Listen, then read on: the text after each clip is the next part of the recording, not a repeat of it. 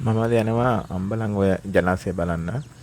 මේක තියෙන්නේ අම්පාර දිස්ත්‍රික්කයේ දමන නගරය අසල. ඕගොල්ලෝ සියඹලාන්ඩුව පැත්තේ ඉඳන් අම්පාර පැත්තට යද්දී අම්බලන් ඔය හන්දියෙන් පන්නල්ගම පැත්තට කිලෝමීටර් 8ක් විතර වගේ ඇතුළට යද්දී මේ ජලාශය හම්බෙනවා. මේ ජලාශය පිහිටලා තියෙන්නේ කොළඹ ඉඳන් ගත්තොත් කිලෝමීටර් 360ක් විතර වගේ දුරින්. මලයාඩි වැව සහ පන්නල්ගම වැව අතර තමයි අම්බලන් ඔය පිහිටලා තියෙන්නේ. එතකොට ගල්ඔය යෝජනා ක්‍රමය යටතේ 1959 1961 කාලෙදි තමයි මේ වැව හදලා තියෙන්නේ. ඒ ගල්ඔය යෝජනා ක්‍රමයත් එක්ක. මේක ගොඩක් විශාල වැවක්. මෙතන මට පේන්නේ මේක කොටසක් විතරයි. මේක තව කොටස් කීපයක් දෙපැත්තෙන් තියෙනවා. මගේ කොටසක් දැන් ඉදි පහු කරගෙන ආවේ.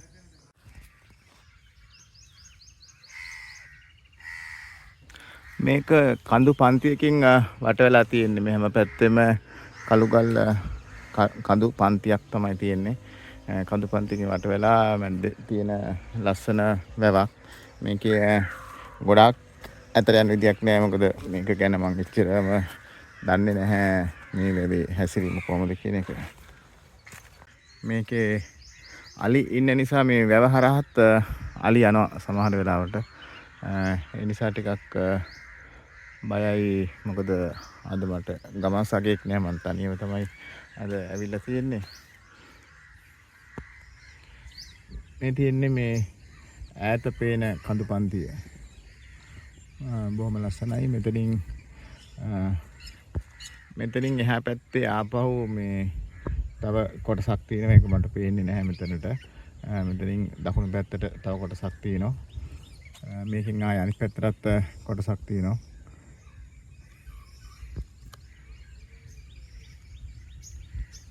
ඈත වතුර ටැංකියක් පේන්න තියෙනවා.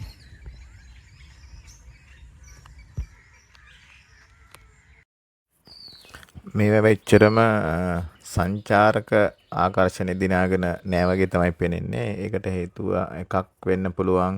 මේ වැව තියෙන්නේ ප්‍රධාන මාර්ගයෙන් කිලෝමීටර් 8ක් විතර වගේ ගම ඇතුළට. ඒ නිසා මේ වැව ගැන කවුරුරි දැනගෙනම එන්න ඕන. එහෙම නැත්නම් අර අහම්බෙන් දැකලා යන්න හැකියාවක් නැහැ. අනිත් එක තමයි මේ හරිය ගොඩක් අලි ගහණය වන සතුන්ගේ ගහණය ගොඩක් වැඩි. ඒ නිසා මේ ගොඩක් වෙලා මේකේ ඉන්න බෑ. මේ ප්‍රදේශයේ ඉන්න කට්ටිය දන්නවා ඒ අලි යන පාරවල් මොනවාද, ඒගොල්ලෝ එන වෙලාවල්. ඒ නිසා ඒ ප්‍රදේශයේ කට්ටිය දන්නවා. නමුත් ඒක සංචාරකයෙක් එක නොදන්න නිසා ඒගොල්ලෝ එනවා අඩු වෙන්නත් පුළුවන්. බලන්න පුළුවන් මේක සාමාන්‍යයෙන් බොහොම පිරිසිදු ස්ථානයක් මේක. මේ වැව් බන්ට් එක ගත්තොත්, මේ වැව් බැම්ම ගත්තොත් කිලෝමීටර් 3ක් ආසන්න වශයෙන් කිලෝමීටර් 3ක් විතර වගේ මේ වැව් බැම්ම තියෙනවා. මේකේ මේ වැවේ සම්පූර්ණ ජල ධාරිතාව ගත්තොත් කැපැසිටි එකක් කර අඩි 35000ක් විතර වගේ ප්‍රමාණයක වතුරක් මේකට රඳව ගන්න පුළුවන්. මේකේ ප්‍රධාන සොරව් එකක් තියෙනවා. මේ වැවේ ඉඳන් බගා කටයුතු වලට වතුර මුදා හරින ප්‍රධාන සොරව් එකක් තියෙනවා. අපිට ඉස්සරහදී ඒක බලන්න පුළුවන්. ඒ වගේම ස්පීල් එකක් තියෙනවා. ඒ කියන්නේ වැවේ වතුර මොනියම් මොහොතක හරි වතුර වැඩි වුණොත් එහෙම මේ වැව් බන්ට් එකට වතුර දරා ගන්න බැරි ප්‍රමාණයක් ආවොත් එහෙම ඒ වැඩි වතුර ටික මුදා හරින්න පිටවානක් එහෙම නැත්නම් ස්පීල් එකක් තියෙනවා. ඒකත් අපිට මේ ඉස්සරහදී බලන්න පුළුවන්. දැන් මම ඉන්නේ වැවේ අනික් කෙළවර. මේ ඈතින් පේන්නේ මං ඉස්සෙල්ලා හිටපු තැන මේ හරිය වගේ වෙන්න ඕනේ. මේ පැත්ත ගොඩක් ලස්සනයි. මේ පැත්තේ දූපත් කීපයක් තියෙනවා. මෙතන දූපතක් තියෙනවා. පොඩි දූපතක් තියෙනවා ලස්සන එකක්. ආපහු මෙතන තව දූපතක් තියෙනවා. දූපත් කීපයක්ම තියෙන අතරම මෙතන 5ක් 6ක් වගේ පේන්න තියෙනවා. මේ හරිය මේ කොක්කු ගොඩාක් ඉන්න දූපතක් තියෙනවා. බොහොම ලස්සන පරිසරයක් තියෙන බොහොම සුන්දර පරිසරයක්. බලමු මේකේ අනික් කෙළවරට ගිහිල්ලා කොයි වගේ මොකක්ද කියන එක. මේ තියෙන්නේ මේ වැවේ පිටවාන කියන එක. වැවේ වතුර වැඩි වුණාම මෙතනින් තමයි පහලට ඒ වැඩි වතුර ටික මුදා හරින්නේ.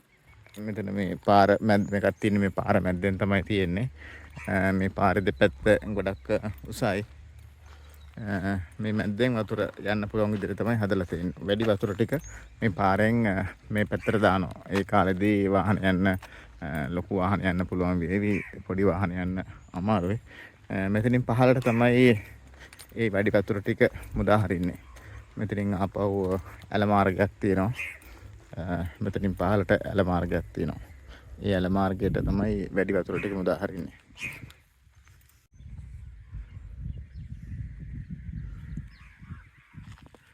අර දූපත් දැන් බොහොම ළඟට බලන්න පුළුවන්. මේ තියෙන්නේ ඒ දූපත්.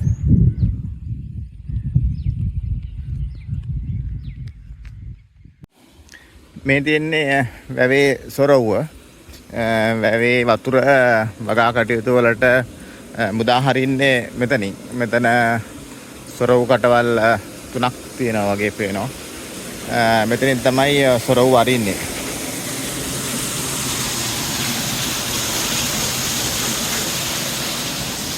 දැනට සොරවු ඇරලා තියෙන්නේ.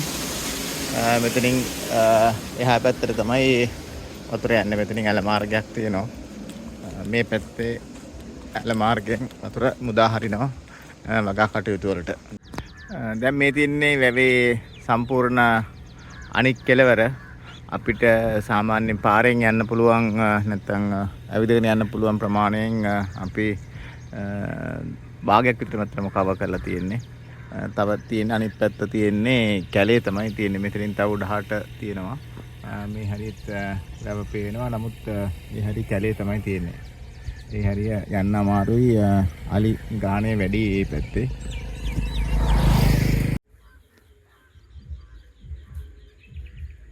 මේ තියෙන්නේ අර අපි ඉස්සෙල්ලා දැක්ක දූපත් බොහොම ළඟට දැන් බලන්න පුළුවන්. දැන් අවුව ටිකක් වැඩි. ඒ නිසා දැන් පිටත් වෙන්න බැරිවේ. මේ තියෙන්නේ වැවේ අනික් කොටස. අපි ඉස්සෙල්ලා ගිය තැනට මේ කොටස පෙනුන්නේ නැහැ. මේ කොටස වැහිලා තිබුණේ. මෙතනොත් තව එහා පැත්තට මෙන්න මේ පැත්තෙන් තවත් කොටසක් ඈතට පේන්න තියෙනවා.